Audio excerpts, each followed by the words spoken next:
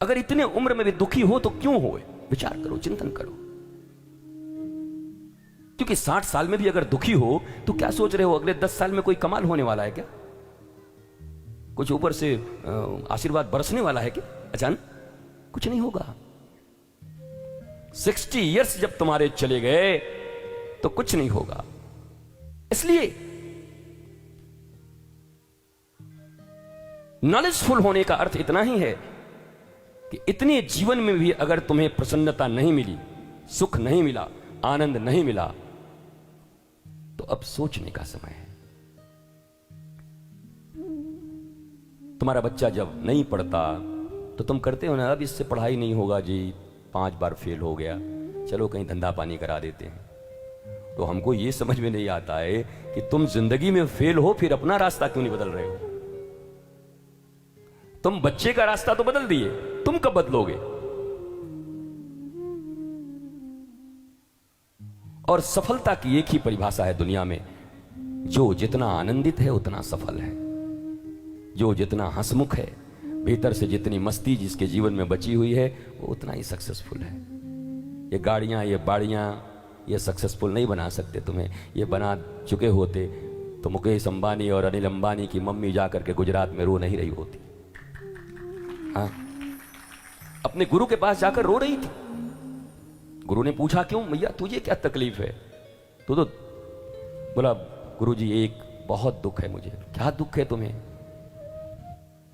बोला, मेरी एक इच्छा है, क्या? दोनों बहुएं और दोनों बेटे एक साथ रहें। भले ही एंटीलिया बन गया हो, पर एंटीलिया में अनिल के लिए जगह नहीं है। चाहे जितना भी बड़ा हो साहब, अपने भाई के लिए नहीं है।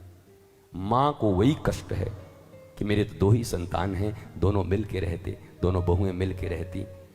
तब उस दिन उनके गुरुदेव ने कहा, आज मुझे पक्का विश्वास हो गया, भले ही धन के पहाड़ पे कोई बैठ जाए, लेकिन बिना ज्ञान और बिना संस्कृति के आनंद नहीं आ सकता इस दुनिया में किसी को, चाहे वो मुकेश अंबानी हो, चाहे अनिल अंबानी हो। ऑफिशियल बोल रहा हूं, 20 जगह बोल चुका हूं, उसको स्वीकार भी करते हैं वो। तो नॉलेज की कमी है, नॉलेज चाहिए ना। धन भी हो, पढ़ाइयां भी हो, 80 सोसाइटी भी हो, ज्ञान भी हो, चीफ मिनिस्टर की कुर्सी मिलते मिलते रह जाए, उसके बाद भी मस्ती से बंद चले जाए राम जी की तरह, मौज हो पत्नी को लेके। तो इतना ज्ञान जब जीवन में होगा तो तुम्हें कोई दुखी नहीं कर पाएगा। और याद रखना, चाहे रामचरितमानस पढ़ो, चाहे कृष्ण की गीता पढ़ो, महाभारत पढ़ो, कथाएं सुनो, इन सब का एक ही उद्देश्य है, अभी जो रिमोट संसार वालों के हाथ में है तुम्हारे, वो रिमोट तुम्हारे हाथ में आ जाए, तुम्हारी टीवी तुम्हारे अनुसार चले। बस इतनी सी बात है। तुम चाहो तो रो, तुम चाहो तो मुस्कुराओ, तुम चाहो तो नाचो, तुम चाहो तो गाओ। कोई बगल से दबा दिया रिमोट पड़ोसी और तुम रोने लगे, ऐसा नहीं होना चाहिए। इसी को शायद आध्यात्म आत्मज्ञान कहता है, सेल्फ रियलाइजेशन, आत्मदर्शन, चेतना संपन्न, विवेकवान, विजडम।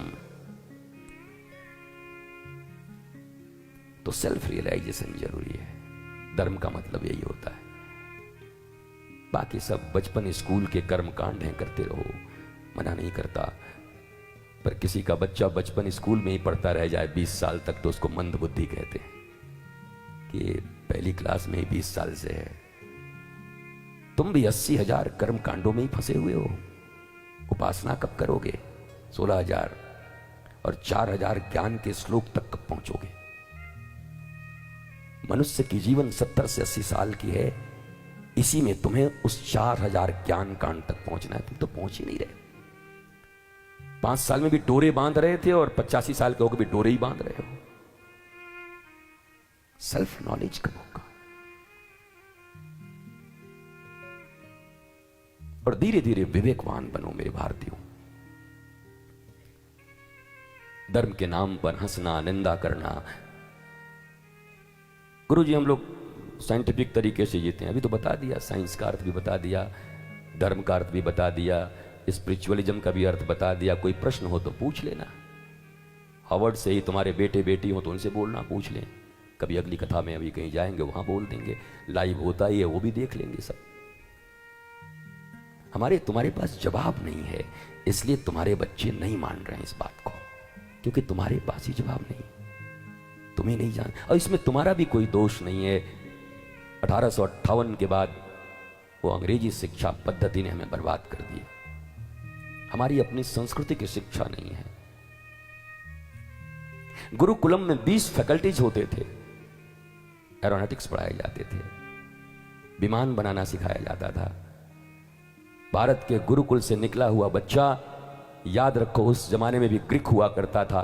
भारत के गुरुकुल से जब कोई स्टूडेंट निकलता था तो नौकरी नहीं ढूंढता था, बल्कि विदेशी लोग नौकरी करने आते थे उस गुरुकुल के बच्चे के पास में। और आज भारत एकेडमिक क्वालिफिकेशन लेकर के और अपने बड़े बड़े होर्डिंग और बोर्डिंग लेकर के, मार्कशीट्स लेकर के नौकरियां ढूंढता फिर रहा है।